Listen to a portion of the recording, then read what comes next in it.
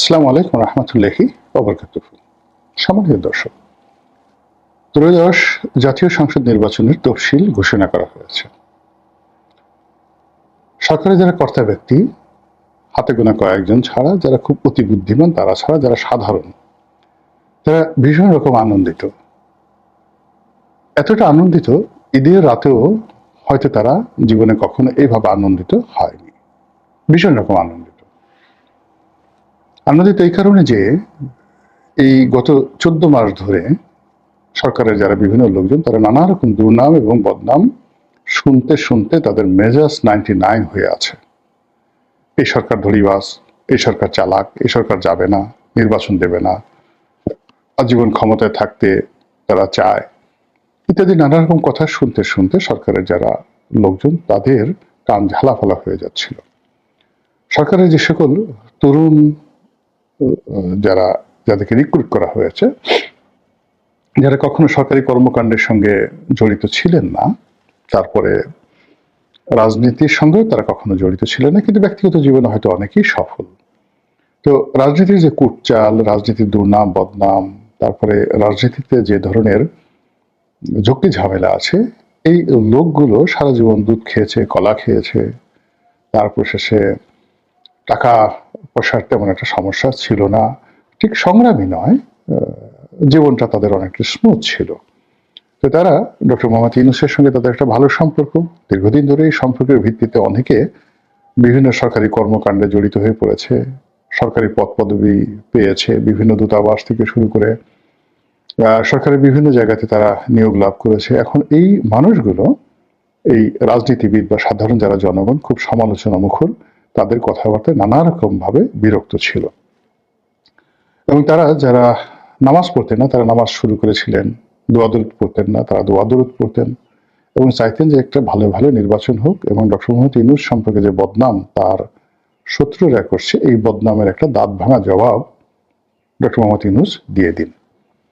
তো তারই প্রথম পদক্ষেপ হিসেবে যখন ডক্টর মোহাম্মদ ইউনূস বললেন কয়েকটি কথা, যে ফেব্রুয়ারি মাসের প্রথমার্ধে নির্বাচন হবে তারেক রহমান সাহেবের বৈঠকের পর, তারপর ডিসেম্বরের প্রথমার্ধে তফসিল ঘোষণা হবে, দুনিয়ার সবচেয়ে সেরা একটি নির্বাচন, অবাক বিস্ময়ে সারা পৃথিবী দেখবে, এরকম প্রশংসিত একটি নির্বাচন তিনি করবেন এবং তিনি এত সুন্দরভাবে নির্বাচনটি করবেন যা দেখে তার সারা জীবন, বাকি জীবন মনে হবে যে তিনি কোনো ভুল করেননি, রিগ্রেট করেননি। তো এই সকল কথাবার্তা শুনে তার যারা লোকজন, তাদের সে কি আনন্দ যে এইরকম মানুষ হয় না, এর মতো এরকম মহামানব ভাগ্য, 14 জন্মের ভাগ্য বাংলাদেশ পেয়েছে। আর অপদার্থ অকৃতজ্ঞ বাঙালিরা এই মানুষটিকে নিয়ে নানা রকম কথাবার্তা বলছে। কিন্তু সমালোচনাকারীদের দল এত বড়, এরা এতটা ঝগড়াটি এবং এতটা যাকে বলা হয় মিলিটেন্সি তাদের মধ্যে, ফলে ডক্টর মোহাম্মদ ইউনূস এবং তার সরকারের যারা কর্তা ব্যক্তি, তাদের ইতিবাচক বিভিন্ন বিষয় নিয়ে তারা কোনো কথাবার্তা বলতে পারছিলেন না। ইতিমধ্যে মানুষ আমাদের দেশে নানা রকম মানুষের খুব খারাপ নাম দেয়। ডক্টর মোহাম্মদ ইউনূসের অনেকগুলো উপাধি এই খারাপ মানুষগুলো দিয়ে ফেলেছে। তার সঙ্গে সঙ্গে তার সাথে সাথে যারা আছেন উপদেষ্টা মণ্ডলী, সবারই বিভিন্ন নিক নাম হয়ে গেছে। কারো নাম হয়ে গেছে হাঁসবাবু, কারো নাম হয়ে গেছে মাস্টার মাইন্ড, কারো নাম হয়ে গেছে পলিথিন আপা, এরকম অদ্ভুত। এই জিনিসগুলো অবমাননাকর এবং অপমানজনক, যেটা জনাব ডক্টর মোহাম্মদ ইউনূস সাহেবের যারা ঘনিষ্ঠজন, তাদের কাছে এটা ছিল খুব বিরক্তিকর। তো সেই অর্থে এই নির্বাচনের তফসিল ঘোষণায় তারা হাঁপ ছেড়ে বেঁচেছেন এবং এখন তারা সবাই বলছেন যে দেখো দেখো দেখো, আকাশে চাঁদ উঠেছে, এখন বলো কি কথা, এতদিন যেগুলো বলতে, বলো দেখি কত সাহস, এখন কি মুখে কথা বলবা, লজ্জা করে না? তোমাদের জায়গায় আমরা থাকলে তো মরতাম, এখন বিষ খেয়ে মরতাম, তাও যেন তেন বিষ না, মানে পচা বিষ। যেখানে যেখানে আছে না, একদম কিছু বিষ তৈরি করা হয়, শামুক পচে গেলে সেই শামুকের পচা শরীর থেকে এক ধরনের বিষ নিষ্কৃত হয়, খুব দুর্গন্ধ, এরকম পচা বিষ খেয়ে আমরা মরতাম। মরো এখন, ইলেকশন হবে না হবে না যে কথাবার্তা বলছিলে, এইরকম তাদের মধ্যে একটা যাকে বলা হয় উৎসব উৎসব আমেজ চলছে। ভালো কথা। রাজনৈতিক দলের যারা নেতৃবৃন্দ রয়েছেন, তারা সবাই মানে আপাত দৃষ্টিতে ভীষণ খুশি। জামাত স্বাগত জানিয়েছেন, নেতৃবৃন্দ মির্জা ফখরুল সাহেব স্বাগত জানিয়েছেন, নির্বাচনের এই তফসিলকে স্বাগত জানিয়েছেন। তো প্রধান যে রাজনৈতিক দলগুলো, একটা জিনিস দেখলাম যে ফেসবুকে দেখলাম, একমাত্র আওয়ামী লীগ নিষিদ্ধ দল, তারা একটা মিছিল করেছে, মশাল মিছিল। এছাড়া মোরাল্লে সবাই এই নির্বাচনটিকে স্বাগত জানিয়েছেন। এখন যেটি হচ্ছে সেটি হলো খেলা হবে, ভীষণ রকম একটা খেলা হবে, আনন্দদায়ক একটা খেলা হবে। এই খেলার দর্শক, কলাকুশলী কারা হবে, কিভাবে হবে, রেফারি কে হবে, ইত্যাদি বিষয়গুলো নিয়ে এখন খুব তোড়জোড় চলছে। আপনারা যারা গ্রামে হাডুডু খেলা দেখেছেন, ফুটবল খেলা দেখেছেন, যখন মানে ভীষণ রকম উত্তেজনাকর কোনো খেলা হয়, ধরুন বিকাল 5টায় খেলা হবে, লোকজন দুপুর 2টা বা সকাল থেকে গিয়ে মাঠের চারিদিকে বসে থাকে সামনে একটু সারিতে জায়গা পাওয়ার জন্য। তো যারা আয়োজন করছেন এবং যারা এই আয়োজনের জন্য মাঠে নেমে গেছেন প্রার্থীরা, তারা ঠিক এইরকম, মানে এটাকে মনে করছেন একটা পূর্ণিমার চাঁদ, একটা দুর্লভ বস্তু, এই যাকে বলা হয় ইলেকশনটিকে। ফলে কি হলো, এই ঘোষণার সাথে সাথেই যারা এমপি হবেন তারা ধরেই নিয়েছেন, বিশেষ করে বড় বড় রাজনৈতিক দলের যারা নেতৃবৃন্দ, যার যার অবস্থানে তারা শতভাগ নিশ্চিত তারাই এমপি হবেন। জামাতের লোক শতভাগ নিশ্চিত তারাই এমপি হবেন, বিএনপির লোক শতভাগ নিশ্চিত তারা এমপি হবেন। জনগণ কি বললো না বললো এটা নিয়ে কারো কোনো মাথা ব্যথা নেই বা দরকার নেই। এর কারণ হলো মাঠেতে কোনো প্রতিদ্বন্দ্বী নেই, এখানে জনগণের ভোট দিতে হবে অথবা চুপচাপ থাকতে হবে, এর বাইরে কোনো বিকল্প নেই। কাজেই কে নির্বাচিত হবেন সেটা ওই প্রার্থীর উপর নির্ভর করবে। যার ক্ষমতা যত বেশি, যার ক্যাডার বাহিনী যত বেশি রয়েছে, এলাকাতে যার দাপট বেশি রয়েছে, তিনি এমপি হবেন। তো সেই অনুযায়ী মোটামুটি বাংলাদেশের 300টি আসনে যারা খুব কনফিডেন্ট, তারা মোটামুটি বুঝে গেছেন যে তারাই নির্বাচিত হতে যাচ্ছেন। তো সেই অর্থে নেতাদের দেখবেন যে গত এই তফসিল ঘোষণা করার পর অসাধারণ একটা ঘুম হয়েছে।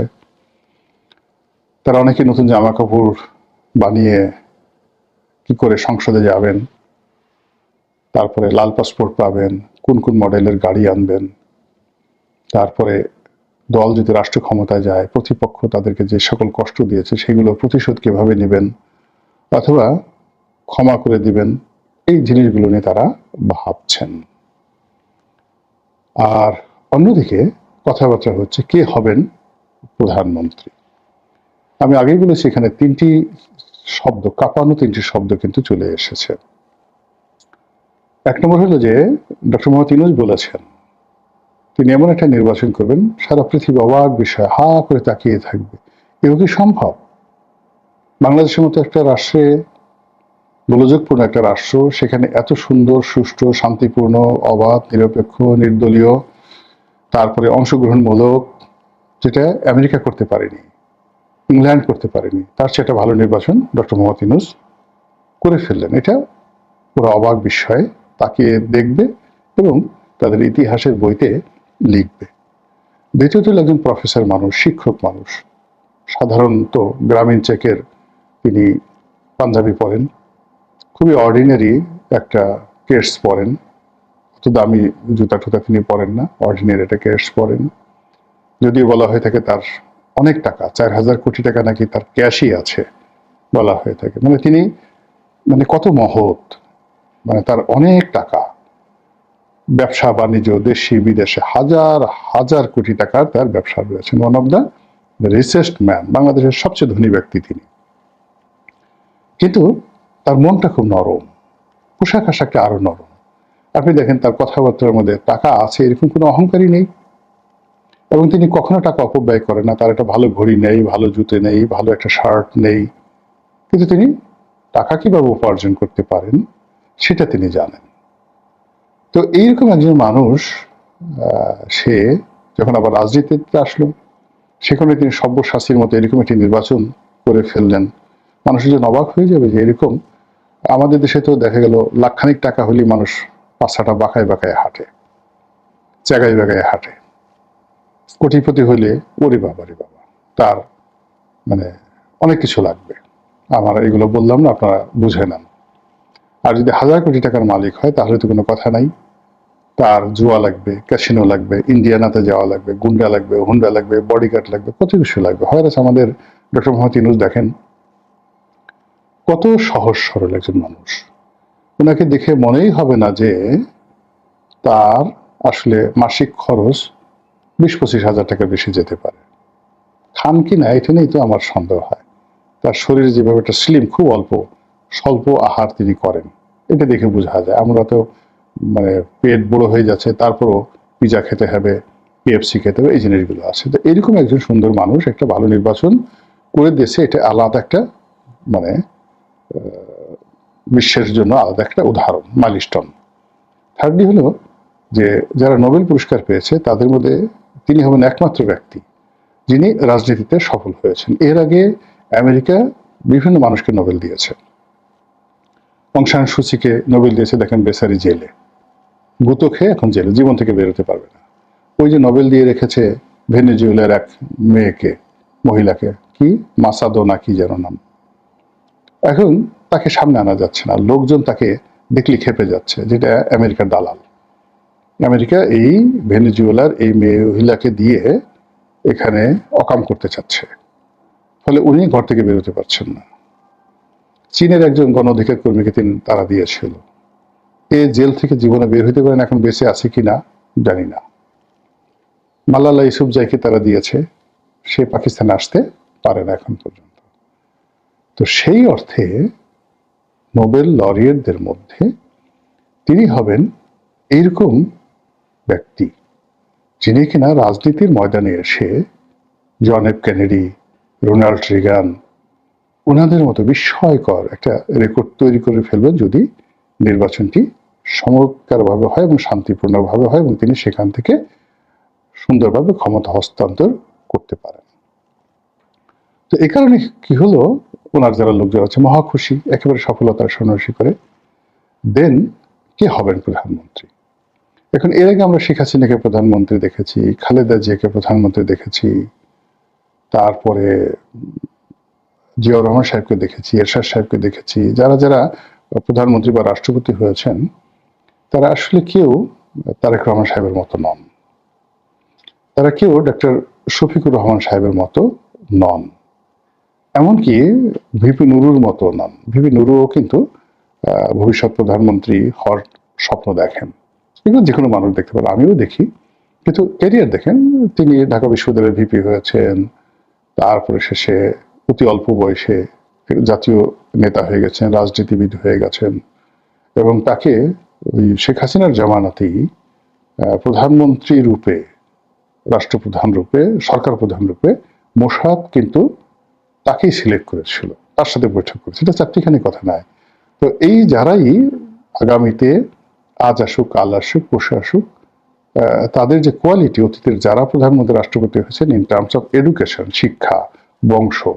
এখন জিয়াউর রহমান সাহেবের বাবা তো প্রধানমন্ত্রী ছিলেন না, কিন্তু তারেক রহমান সাহেবের বাবা তো রাষ্ট্রপতি ছিলেন, মা প্রধানমন্ত্রী ছিলেন, ফলে তার সঙ্গে তো তার তুলনা হবে না। আবার শফিকুর রহমান সাহেব, তিনি একজন ডাক্তার মানুষ। আমাদের দেশে কোনো প্রধানমন্ত্রী বা রাষ্ট্রপতি আগে তো ডাক্তার ছিলেন না, ও ডাক্তার প্রধান ডাক্তার ছিলেন না, কেউ ডাক্তার ছিলেন না, তাও সেদিক থেকে তিনি একজন ডাক্তার। দ্বিতীয়ত তিনি জামাতের আমির, তার সঙ্গে সঙ্গে তার একটা সুন্নতি লেবাস রয়েছে। আমাদের দেশে এরকম দাড়ি আছে, টুপি আছে, দেখতে ফেরেশতার মতো লাগে, এরকম মানুষ তো কখনো প্রধানমন্ত্রী হননি। এবং তারা যে সকল কথাবার্তা বলছেন সে সকল কথাবার্তা খুবই চমকপ্রদ কথাবার্তা, আশা জাগা নিয়ে কথাবার্তা। তারেক রহমান সাহেব লন্ডনে বসে যে সকল কথাবার্তা বলছেন এবং দেশকে নিয়ে যেভাবে ভাবছেন, তারপরে তার আগমন সম্পর্কে তার দলের যারা লোকজন তারা বলার চেষ্টা করছেন তিনি যেদিন আসবেন সেদিন বাংলাদেশ কেঁপে উঠবে, বোঝার চেষ্টা করেন। তো এই মানুষগুলো যখন প্রধানমন্ত্রী হবেন, যারাই হবেন, তো তারা হলে শুধু বাংলাদেশ কাঁপবে না, পৃথিবী কাঁপবে। এখন সমস্যা হলো কে হবেন। এটা কি যে কজন, এখন প্রথমত এক নম্বরে তারেক রহমান সাহেবের নাম আসেন, দুই নম্বরে হলো ডক্টর শফিকুর রহমান সাহেবের নাম আসে আমার দৃষ্টিতে, কিন্তু জামাতের যারা ইসলামপন্থী লোকজন আছে তারা ডক্টর শফিকুর রহমানকেই পরবর্তী প্রধানমন্ত্রী হিসেবে মনে করেন। আর বিএনপি মাইন্ডের যারা লোকজন, সাধারণ আমজনতা, তারা সাদামাটা ভাবে তারেক রহমান সাহেবকে মনে করেন। আর এর বাইরে দেখা গেল যে ভারতে একবার কিন্তু একটা রাজনৈতিক টার্মাইল অবস্থা তৈরি হয়েছিল, তখন অনেকগুলো মানুষ প্রধানমন্ত্রী হয়েছিল, যেমন আইকে গুজরাল, তারপরে চন্দ্রশেখর, তারপরে ভিপি সিং, আপনাদের মনে আছে তো যে অনেকগুলো, তারপর দেবগৌড়া, কয়েকজন প্রধানমন্ত্রী হয়েছিলেন যারা স্থানীয় রাজনীতি করতেন, ছোট ছোট রাজনৈতিক দলের নেতা ছিলেন। কিন্তু ভারতের মতো রাষ্ট্রে যখন একটা পলিটিক্যাল টার্মাইল অবস্থা চলছিল, তখন এই মানুষগুলো প্রধানমন্ত্রী হয়ে গেছে। তো সেই অর্থে রাজনীতির ময়দানে যদি ভিপি নুরু প্রধানমন্ত্রী হন, রেজা কিবরিয়ার একটা সম্ভাবনা ছিল, কিন্তু তিনি যেহেতু এখন বিএনপিতে যোগদান করেছেন, তিনি হতে পারবেন না। তো জোনায়েদ সাকি যদি প্রধানমন্ত্রী হয়ে যান, বিপ্লবী ওয়ার্কার্স পার্টির সাইফুল হক তিনি যদি প্রধানমন্ত্রী হয়ে যান, এবি পার্টির মঞ্জু সাহেব যদি প্রধানমন্ত্রী হয়ে যান, এমনকি ফুয়াদ তিনি যদি প্রধানমন্ত্রী হয়ে যান, মানে ভারতে যারা হয়েছেন সেই তুলনায় কিন্তু ওনারা কম যোগ্যতম নন। এদের সবারই শিক্ষা আছে, দীক্ষা আছে, কন্ট্রিবিউশন আছে, জুলাই বিপ্লবে তাদের অংশগ্রহণ আছে, রাষ্ট্রদূতরা তাদের সঙ্গে যোগাযোগ করে, সাহস আছে, শক্তি আছে, সুন্দর করে কথা বলতে পারেন, লোকজন আছে, বলে এটা হতে পারে। কিন্তু যিনিই হন না কেন তারা কিন্তু বাংলাদেশ কাঁপাবে এবং পৃথিবী কাঁপাবে। দেখা যাক আমাদের ভাগ্যে কে হবেন প্রধানমন্ত্রী এবং কে কাঁপাবেন বাংলাদেশ এবং পৃথিবী, এটি দেখার যেন সৌভাগ্য আমাদের হয়। পজিটিভ অর্থে বললাম, দুর্ভাগ্য যেন না হয়। পজিটিভ অর্থে যে বললাম, যেন পজিটিভ অর্থে বললাম যেন সৌভাগ্য হয়, সেই তৌফিক আল্লাহ আমাদের সবাইকে দান করুন। আসসালামু আলাইকুম ওয়া রাহমাতুল্লাহি ওয়া বারাকাতুহু।